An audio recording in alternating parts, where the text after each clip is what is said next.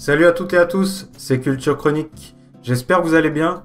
Aujourd'hui, on est ensemble pour tester le Oukitel C12 Pro. Donc Oukitel, c'est une marque qui est bien connue pour ses smartphones low cost. Donc ils vendent pas mal d'appareils compris entre 50 et 100 euros. Ils sont surtout connus pour ça, même s'ils vendent aussi des smartphones qui coûtent un peu plus cher dans le moyen de gamme. Il y a quelques temps, j'avais déjà testé le Oukitel C12 Pro. Donc ici aujourd'hui, c'est le C11 Pro. C'est deux appareils qui sont sortis à peu près en même temps. Donc il y avait le C12 Pro qui misait un peu plus sur le design, alors que le C11 Pro il mise un peu plus sur la fiche technique. C'est un smartphone qui est trouvable entre 65 et 85 euros, selon le site et le pays où on l'achète. Donc on va voir ce qu'il vaut dans le test, s'il est utilisable au quotidien ou en tant que smartphone d'appoint, et surtout voir ses qualités en photo et vidéo, car c'est souvent le point faible des smartphones à ce prix-là. Allez, c'est parti!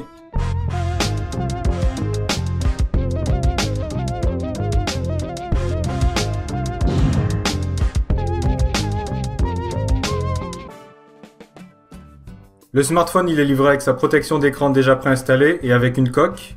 Au niveau du design, et comme je disais pendant ma vidéo de déballage, le smartphone il est pas spécialement beau, mais il est pas spécialement raté non plus. C'est juste un appareil super classique. Au niveau de la face avant, on a deux bordures en haut et en bas, avec en haut l'appareil photo et le haut-parleur pour les appels. Sur le côté droit, on a comme d'habitude la touche de déverrouillage et les touches de volume haut et bas. Sur la tranche inférieure, on a deux grilles, donc il n'y en a qu'une pour le haut-parleur. La deuxième, c'est pour que le smartphone il soit symétrique. Et on a un petit trou pour le micro pour les appels. Sur la tranche supérieure, donc on a une prise jack pour les écouteurs. Et on a un port micro USB.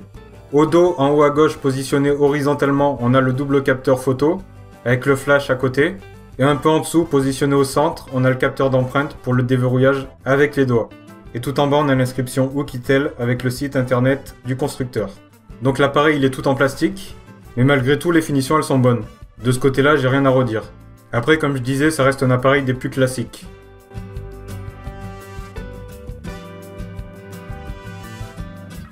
Alors, il y a un truc que j'ai trouvé super cool sur cet appareil, qui, je le rappelle, est vendu à peu près 70-80 euros, c'est qu'il a à la fois un capteur d'empreinte et le déverrouillage facial.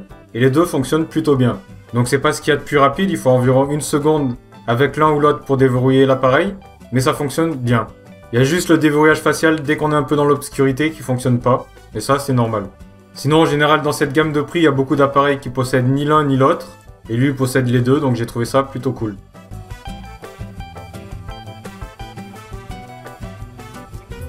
L'appareil, il est pas très grand, il tient bien en main. Donc il n'y a pas de souci pour s'en servir avec une seule main. Dessus, on a un écran de 5,5 pouces en 18 neuvième et HD+, d'une définition de 1440 x 720 pixels. Donc de ce côté-là, c'est plutôt bien pour un appareil de cette gamme de prix. Au niveau de la qualité et de l'affichage, j'ai trouvé ça plutôt pas mal. Alors les couleurs, elles sont un petit peu ternes, elles sont pas vraiment éclatantes. Les noirs, ils sont pas profonds non plus. Ils vont un peu du côté du gris foncé. Donc c'est un écran LCD IPS. En plein soleil, on arrive à voir quand même ce qui est affiché sur l'écran. Donc on arrive à s'en servir, mais c'est juste. Les angles de vision, ils sont assez bons. Par contre, j'ai trouvé qu'il y avait pas mal de reflets sur le smartphone, qui pouvaient gâcher un tout petit peu la visibilité quand on regarde des vidéos, selon l'angle dans lequel est incliné le smartphone. Mais sinon, en rapport avec son prix, j'ai trouvé ça plutôt cool. Et au niveau de la lisibilité du texte, vu qu'on est sur du HD+, et sur un écran qui n'est pas spécialement super grand, on n'a pas de soucis.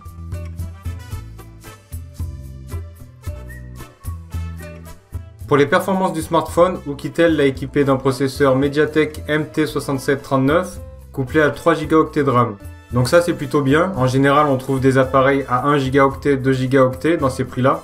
Donc celui-ci il en a 3. Ça va permettre de garder plus d'applications ouvertes en mémoire et de pas avoir besoin de les fermer à chaque fois. Pour un usage basique, j'ai trouvé l'appareil relativement fluide. De temps en temps, quand on sort dans le gros jeu par exemple, il peut y avoir quelques ralentissements ponctuels. Mais pour une utilisation de tous les jours, j'ai trouvé ça relativement fluide comme je disais. Je l'ai donc testé sur AnTuTu et j'ai obtenu un score de 40 862 points. Donc c'est à peu près ce qui se fait dans la catégorie, même s'il y en a qui font beaucoup moins. Mais par exemple un Redmi 6A qui est à peu près 25 euros plus cher, il fait 20 000 points de plus en tout. Donc c'est pour donner un ordre d'idée. J'ai testé des jeux du Play Store, donc par exemple j'ai testé PUBG, donc le jeu il s'est lancé, le jeu il tourne. Mais par contre il y a beaucoup de ralentissements, c'est injouable en fait. Donc on peut le lancer, on peut essayer d'y jouer. Au bout de 5 minutes on arrête, on a compris. J'ai testé aussi Asphalt 8, et là par contre c'était bien. Le jeu il est jouable, il est assez fluide, et la qualité des graphismes s'adapte à la puissance du smartphone.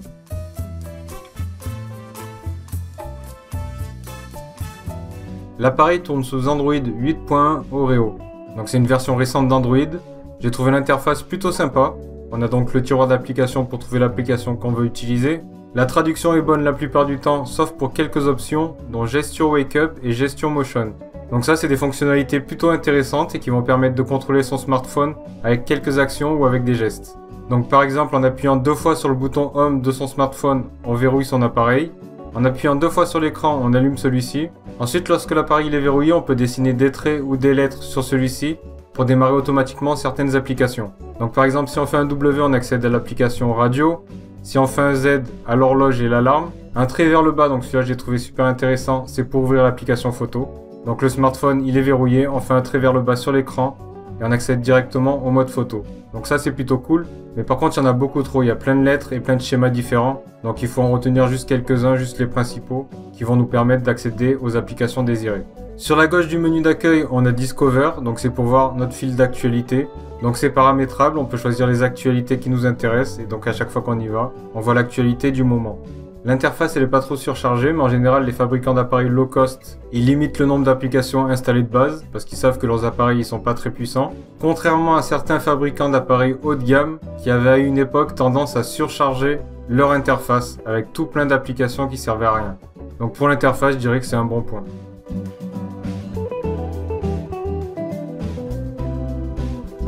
Pour les photos et vidéos, Oukitel a équipé son C11 Pro d'un double module arrière de 8 plus 2 mégapixels et d'un module avant de 2 mégapixels.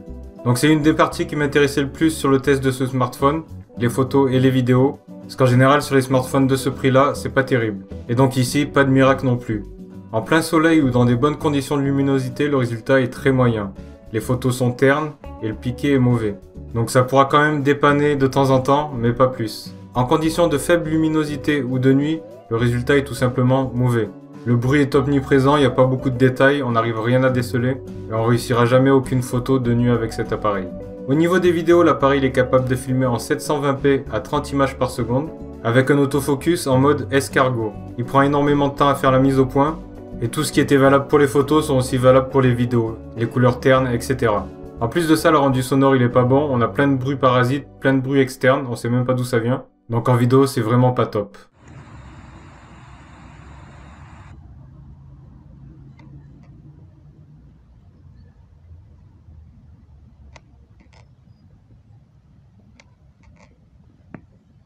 Pour la partie audio, le C12 Pro est équipé d'un simple haut-parleur. La grille par laquelle passe le son est sur la tranche inférieure du smartphone. Le son il est pas très fort, il est relativement plat aussi, mais par contre il grésille pas.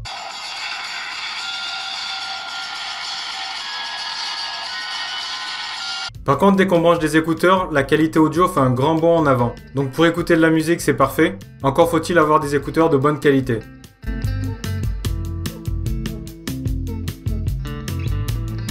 Le Oukitel C11 Pro accepte 2 cartes nano SIM ou une carte nano SIM et une carte micro SD pour augmenter sa mémoire de stockage qui est de 16 Go à la base. Pour y accéder, il faut enlever la partie arrière. Donc la première fois que j'ai voulu insérer ma carte nano SIM, j'ai un peu galéré, j'ai pas trouvé comment il fallait faire. Je me suis même demandé à un moment donné si c'était pas des cartes micro SIM qu'il fallait plutôt, mais non, c'est bien des cartes nano SIM. Le système il est juste un peu particulier. Donc on peut mettre une carte nano SIM et une carte micro SD ou 2 cartes nano SIM. La batterie est amovible, elle fait 3400 mAh. Donc il n'y a pas de souci pour tenir la journée entière. On peut même tenir une journée et demie avec, voire même un tout petit peu plus pour ceux qui s'en servent beaucoup moins. Par contre la charge elle est un peu longue, il faut environ 3 heures pour recharger le smartphone. Au niveau des bandes 4G nécessaires pour avoir la 4G en France, le C11 Pro en a 4 sur 5. Il lui manque juste la B28. Donc ça pourra handicaper un peu ceux qui sont chez Free, pour les autres il n'y aura pas de problème. Il dispose aussi du Bluetooth en 4.0, du Wi-Fi 802.11 ABGN. Par contre il n'y a pas de NFC.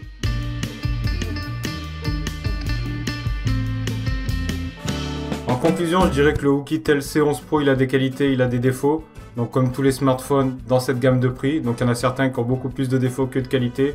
Il y en a certains qui ont même que des défauts. Au niveau des défauts, c'est comme d'hab, comme presque tous les smartphones. À ce prix, en qualité photo et vidéo, il est pas bon. Au pire, ça peut dépanner en pleine luminosité, mais ça s'arrête là. Après, il a des qualités, notamment son écran qui est HD+. Il a une bonne autonomie. Et l'interface elle est relativement fluide, il n'y a pas spécialement de ralentissement, hormis lorsque l'on sort de gros jeux ou de grosses applications. Donc pour un usage basique, ce téléphone il fait l'affaire. Je l'ai même trouvé mieux que le C12 Pro, Donc le C12 Pro, il avait pour lui le design. Lui, il n'a pas le design, mais il compense, comme je disais au début du test, par la fiche technique. Donc il est un peu mieux sur pas mal de points. Il a plus de batterie, il a 1 Go de RAM en plus. C'est pas non plus un smartphone extraordinaire. Je pense qu'il doit y en avoir certains mieux dans cette gamme de prix. Mais il y en a surtout aussi beaucoup moins bien que celui-là. Et donc en conclusion, pour un usage basique, navigation internet, réseaux sociaux, il fait l'affaire. J'espère que ce petit test vous aura plu. N'hésitez pas à partager mes vidéos sur les réseaux sociaux où vous pouvez. Il y a d'autres tests de smartphones en préparation, donc j'en ai un en ce moment. C'est pareil, c'est un low cost qui est trouvable à moins de 100 €. Il a l'air prometteur, donc j'espère finir le test d'ici une semaine. Il y a d'autres tutoriels aussi qui vont arriver. Je vais essayer de faire un peu plus de vidéos à l'avenir, mais c'est pas dit. Si vous n'êtes toujours pas abonné, n'hésitez pas à activer la cloche aussi, comme ça vous recevez une notification quand je sors une nouvelle vidéo. Et puis le petit pouce bleu aussi sur ma vidéo, ça l'aidera beaucoup. Sinon, comme d'habitude, il y a mon blog culturechronique.fr, mon Facebook et mon Twitter. Passez une bonne journée, ciao ciao!